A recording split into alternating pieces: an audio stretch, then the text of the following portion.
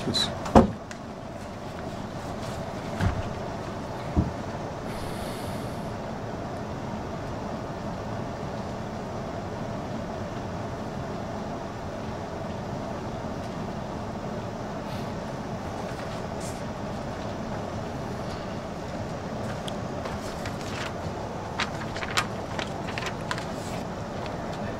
Ready? Okay, good morning.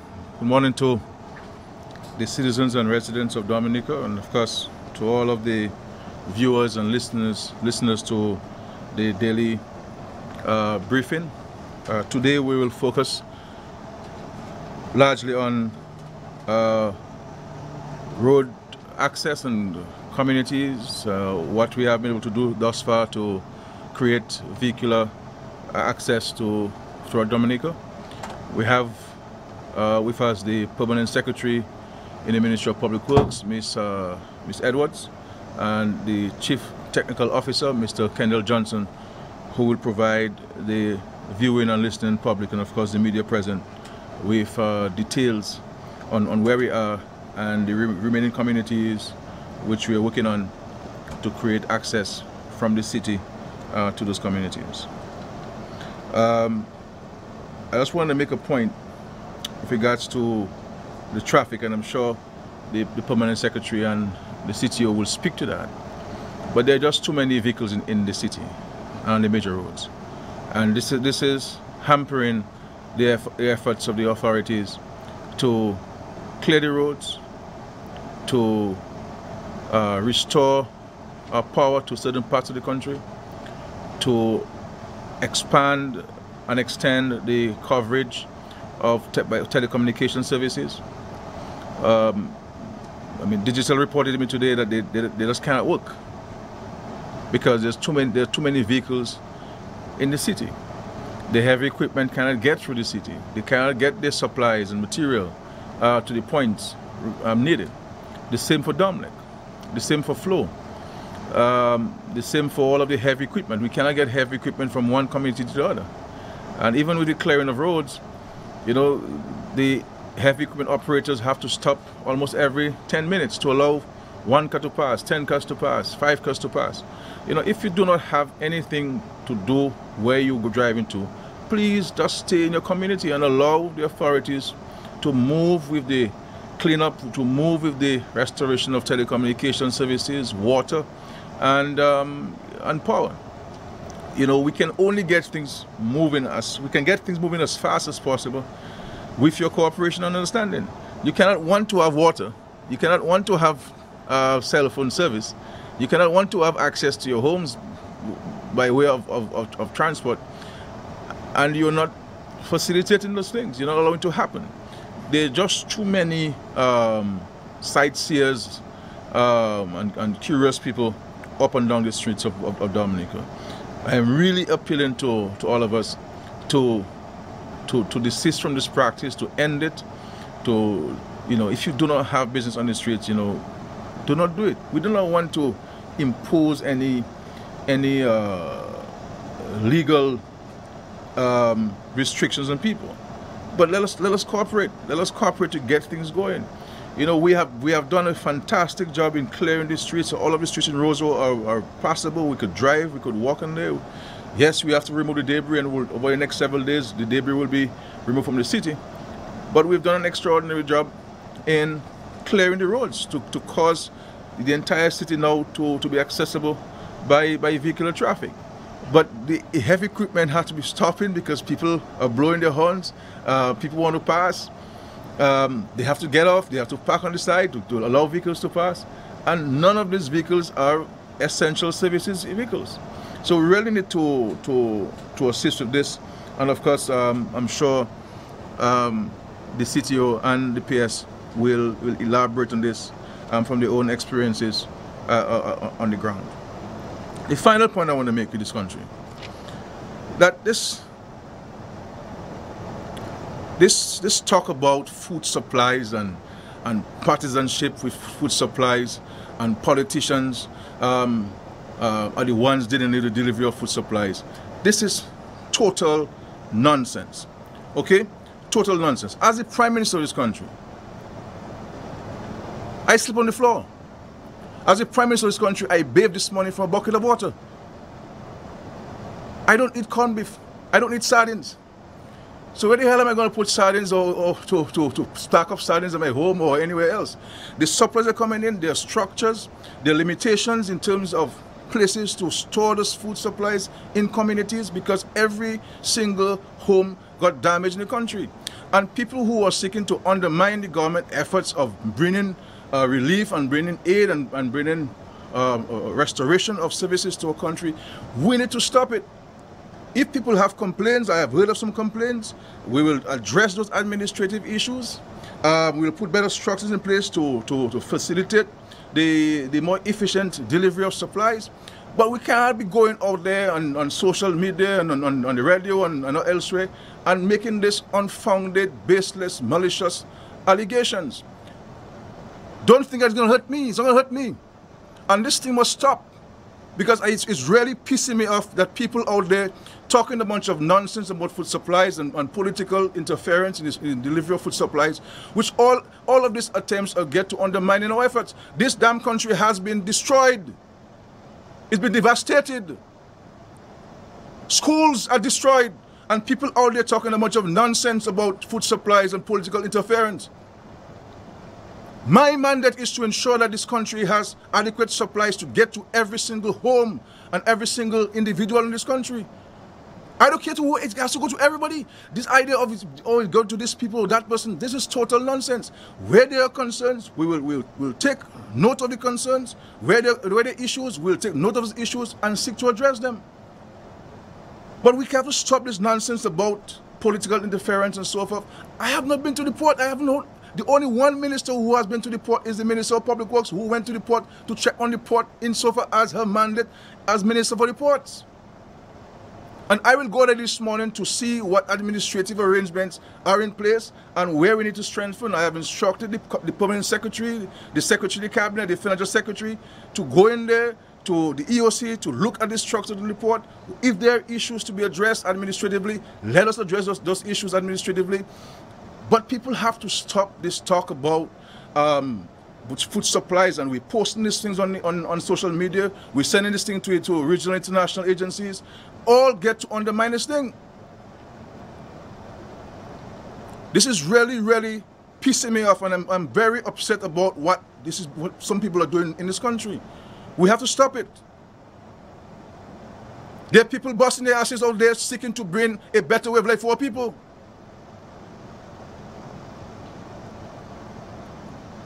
And there are people who sit down there on a console or sit down there before some computer and just posting things.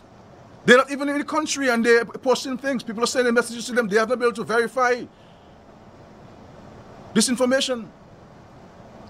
All of the regional and international agencies who have been there, you heard from them this week, they're the ones who have been responsible for delivering the supplies. We have not commandeered any relief supplies from any international or regional agencies. They came here, they have the boats, they have the helicopters, they have the means to deploy and to deliver those supplies.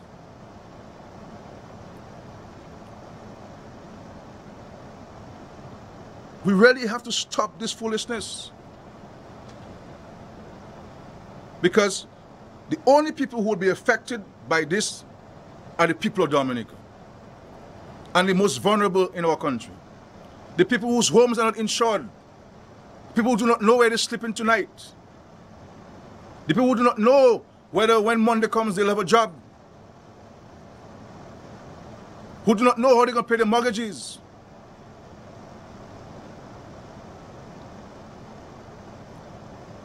I have no time for politics, no time for politics. Absolutely no time for partisan politics. My interest and commitment is to do what I can as the Prime Minister of this country to bring hope to the people and to ensure that we can rebuild our country in the soonest possible time. And tonight, when I address the nation, I will speak to you on a number of actions I have taken as Prime Minister, the number of cities in the world I'll be visiting in the next few days to speak to the financial agencies, to speak to governments as to what our needs in this country. As a result of my trip to the United Nations, the Secretary General, for example, of the United Nations will come to Dominica on the 8th of October to see for himself along with staff, so that he himself can continue the advocacy on behalf of Dominica. Dominica needs all of us to focus on rebuilding this country and bringing hope to our people and let our people know that there'll be a better tomorrow. But we cannot do this when the people are distracted by all these nonsense elements. If people have genuine concerns, you have not gotten supplies, or you think supplies may have not come to a community, let the EOC know that. But to go up there and send these messages to give the impression that we are playing politics with food, I have no time to play politics with corned beef or sardines.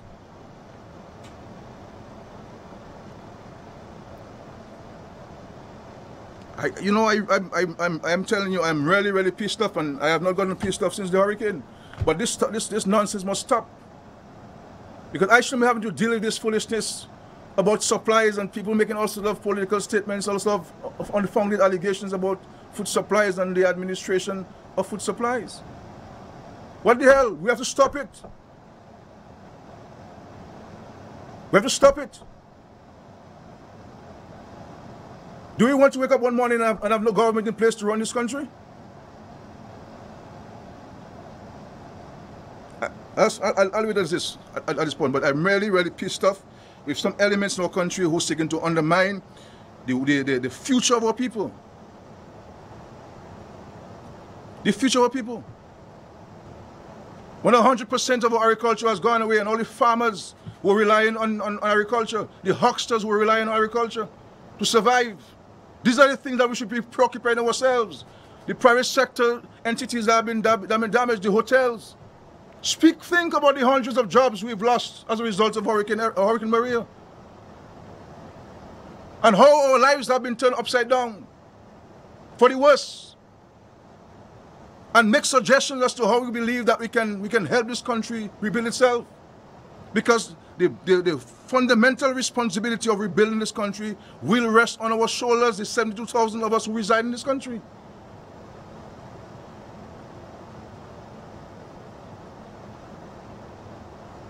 Please, please stop it.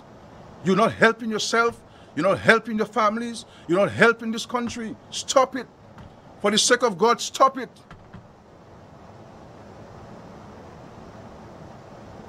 I will leave you in the capable hands of the Permanent Secretary in the Ministry of Public Works and the CTO, and I look forward to addressing the nation at 7 o'clock tonight.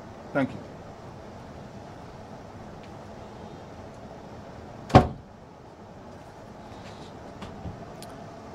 Good morning. Chief Technical Officer Kendall Johnson, the media, listeners. We're happy to have the opportunity this morning to provide an update to the public on the activities of the Ministry of Public Works and Ports. Our activities have been focused on creating access in the first instance, in and out of communities and into the city, road clearing works and cleaning up of the communities. These are to be followed by more detailed assessments of the status of our roads and bridges, etc. across the country, following which a work program will be developed to rehabilitate the affected areas. I must comment and say that for items 1 to 3, creating access, road clearing works and community cleanup, these are actually taking place simultaneously because we have had access in several areas, and we begun the cleanup campaign as well as the road clearing works. Mr. Kendall Johnson, Chief Technical Officer, will give more details on the access throughout the country, and later on I'll provide you with an update on the cleaning activities. Thank you.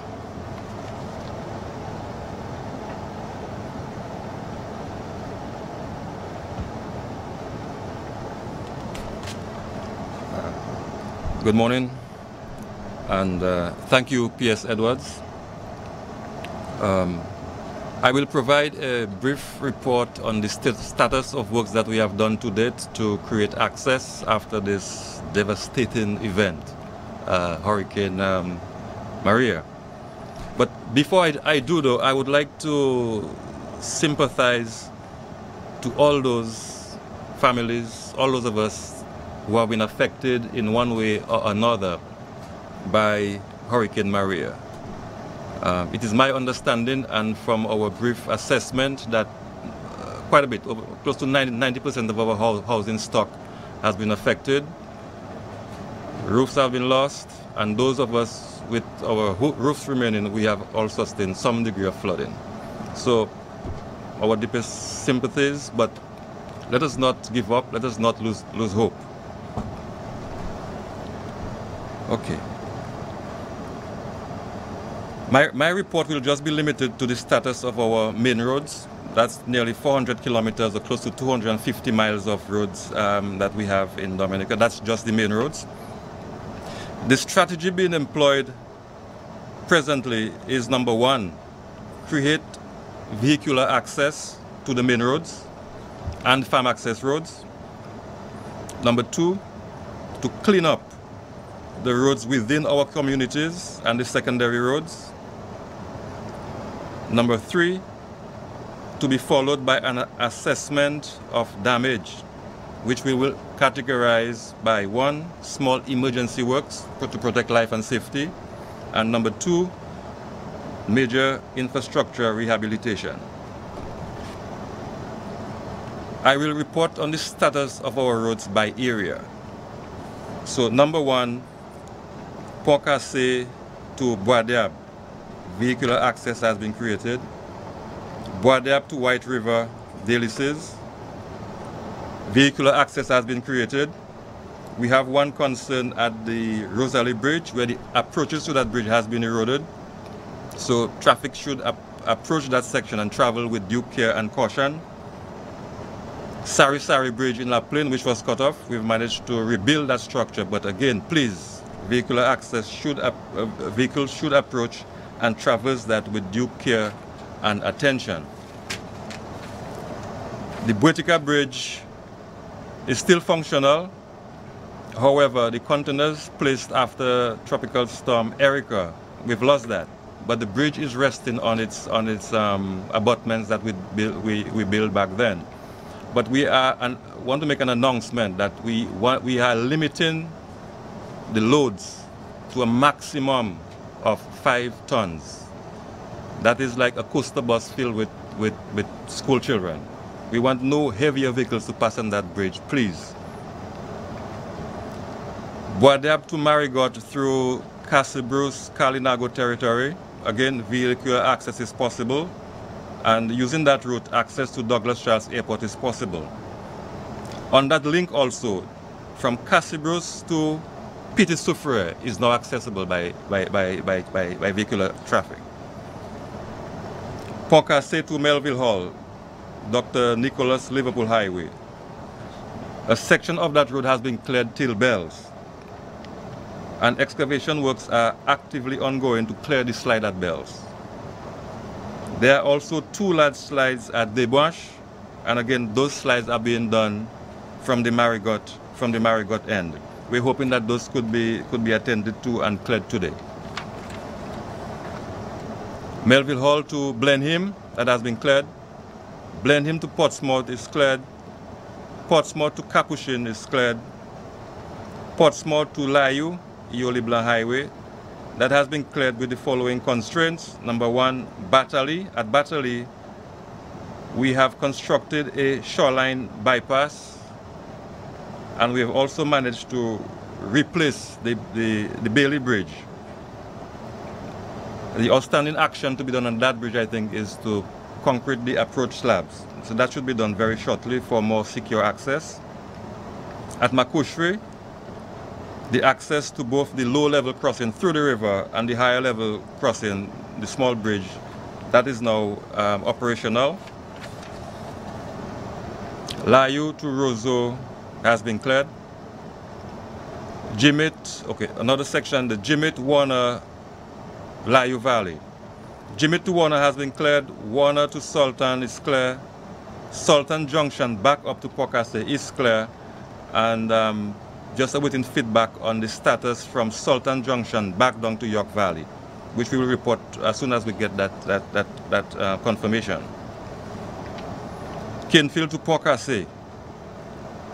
That section as well has been cleared with the following constraints.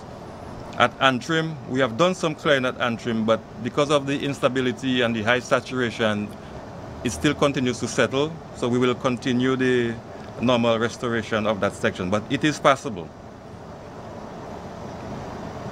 The Roseau Valley, Roseau to Loda and Roseau to Trafalgar, those have been cleared. Area number 13, Roseau to Scotshead. We have cleared that section, but just still Champagne, just past Point Michel. Loubier to Bagatelle, access is now possible from Loubier to Belleville to Pichelin, but that access is just with four-wheel drive vehicles. The major challenge is crossing the areas that we have rehabilitated access through the rivers. On that link, Loubier to Bagatelle, our major challenge and the main damage is really from Pichelin going down to Geneva. However, heavy equipment has been mobilized to restore access. I can confirm that the following bridges were destroyed. At Loubier, we had 3 of them. That's the small bridge near Spider, the bridge at Fort-Baron, and the bridge at Koboli, and also a small bridge at Watton-Waven. The plan is to install Bailey bridges at those locations. We also have plans to install additional Bailey bridges in the following locations. Castle Comfort above Courts, where that access has been cut. The Taberry Bridge, that old structure is severely compromised. The wing walls have been undermined, plus the superstructure, that is the deck and support beams, are severely corroded. So we need to replace that bridge as a matter of urgency. The White River Bridge, that has also gone. We have other areas, but we need further assessments, and as soon as we can complete those, we will update you on the needs for the Bailey bridges. Communities still locked off include 1, Soufriere to Scotshead. However, equipment has been mobilized at both sides of that community, and those include 2 excavators and a front loader at the Point Michel side, and a heavy excavator on the other side. Watton-Waven, the plan is to install a Bailey bridge at the location where the small bridge was damaged or destroyed, with a view to secure access to that community. Mont Prosper, the challenge was because of the small width of the road. The large equipment could not traverse safely through, so we had to pull it out and bring a smaller machine. That machine started work yesterday, but however, because of the heavy rains, we had to curtail operations. Belleville, we had a shortage of fuel, and that has limited or hindered our progress on that road.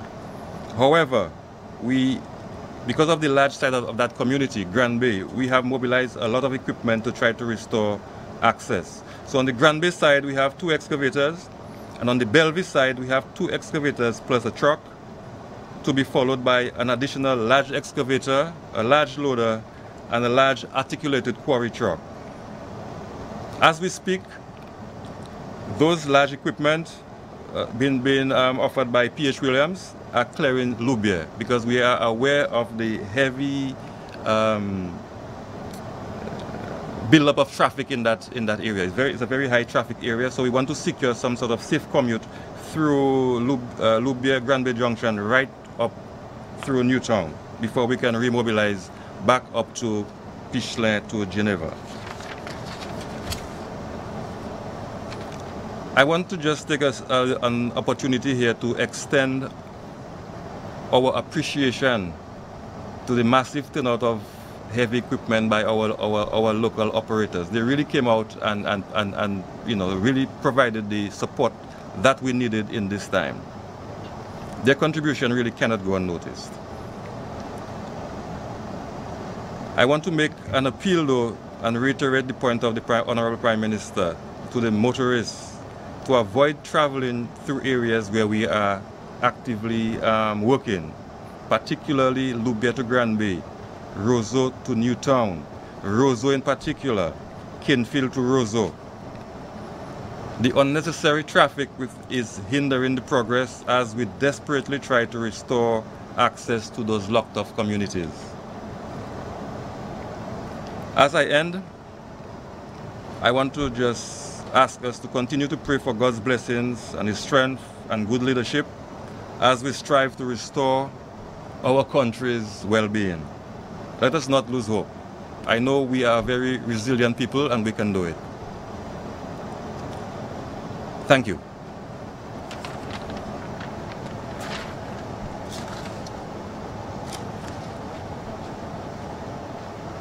Thank you, Mr. Johnson.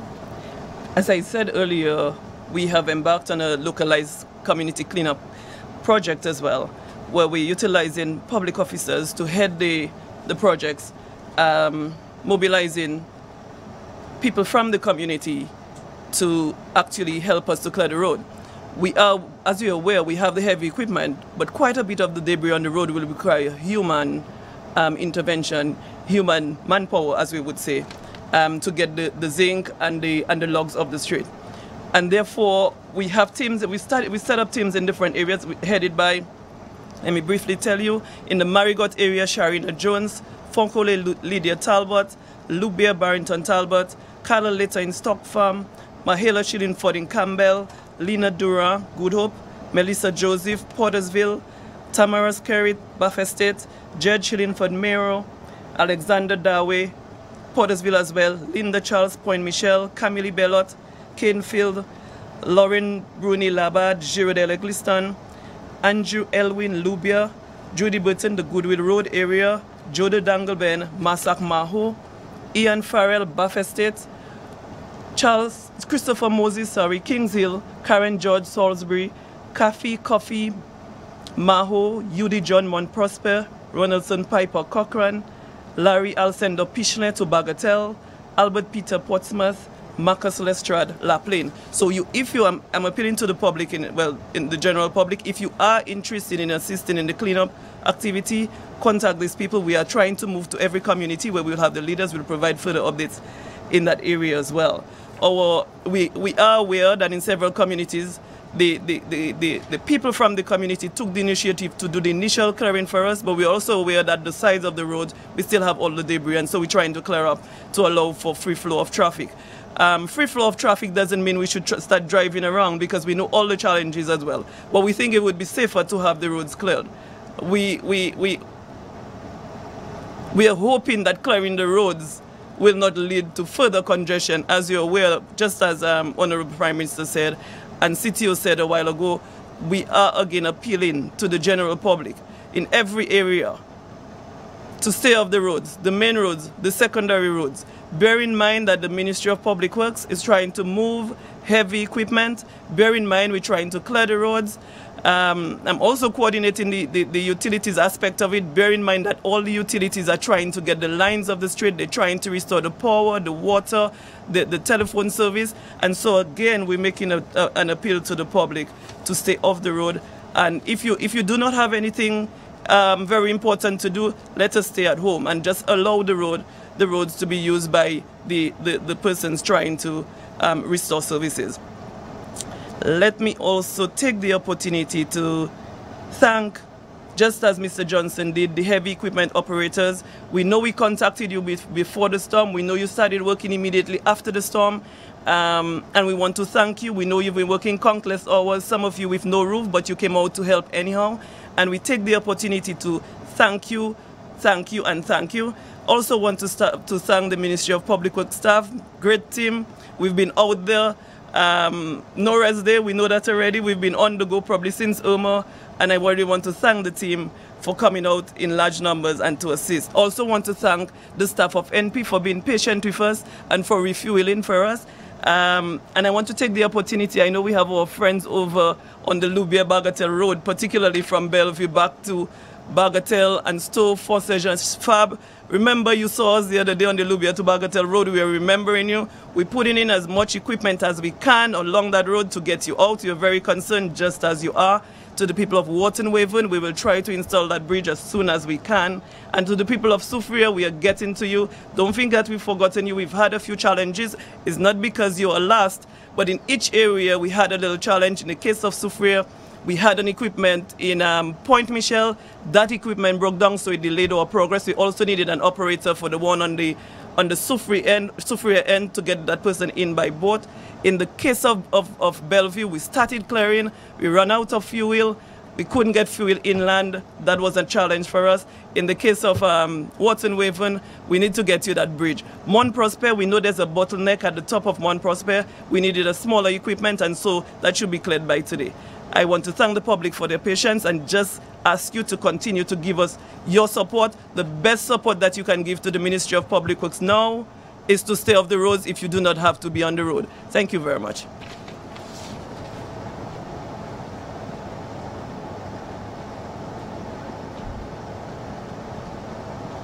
One question per person. Media.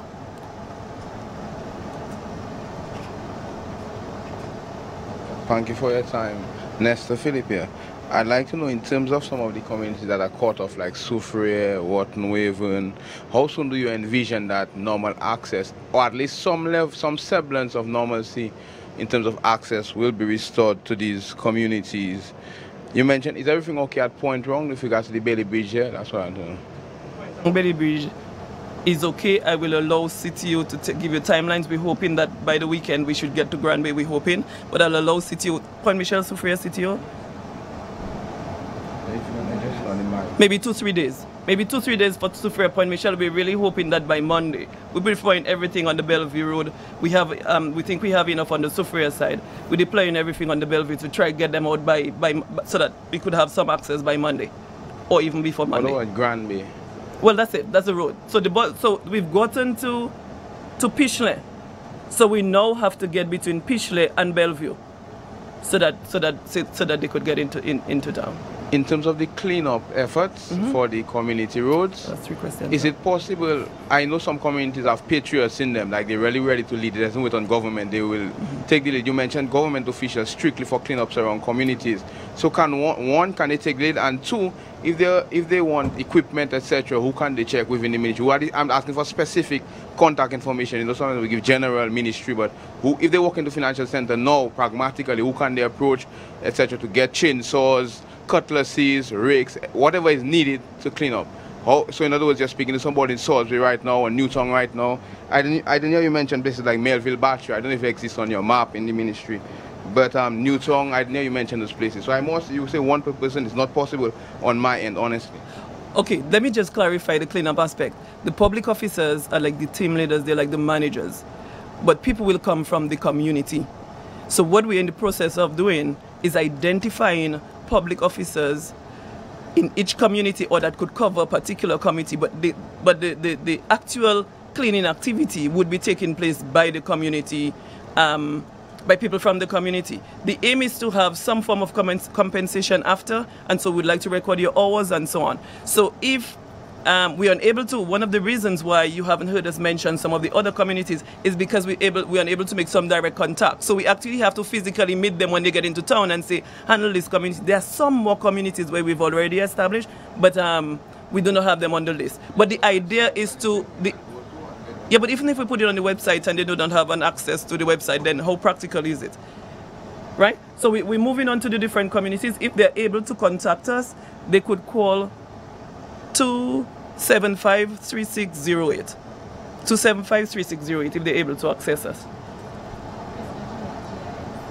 You said that with the clearing of Bellevue, you ran out of fuel and you were not able to get it inland. Right.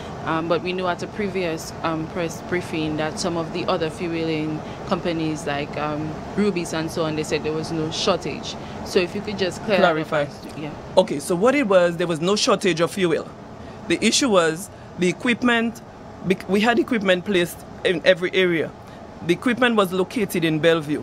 They started working, but the road was blocked. So they started on the Bellevue end, and then we were over in the Newtown end.